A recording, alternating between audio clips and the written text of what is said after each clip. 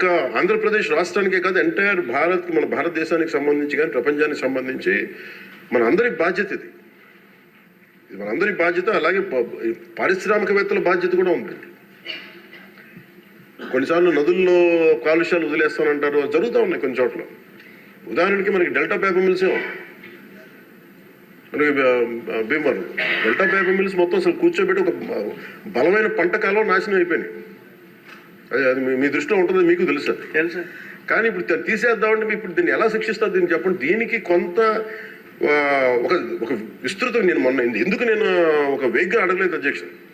నేను ఎందుకు ఒక రోజు ప్రత్యేకించి దీని మీద మీరు చర్చ పెట్టాలని ఎందుకన్నానంటే, ఇలాంటి గౌరవ సభ్యులు లేవనెత్తింది దాన్ని ఖచ్చితంగా పరిశీలించాల్సిన అంశం. కానీ మీరు intention should be Nobel and pure. మీరు ఇంటెన్షన్ డోంట్ టార్గెట్ ఓన్లీ ఈ అయోధ్య రామ్కి ఏముందంటే ఒక పరిశ్రమ చేస్తే మళ్ళీ గత ప్రభుత్వం అయిపోతాం. ముఖ్యమంత్రి గారి ఇంటెన్షన్ కూడా అది కాదు.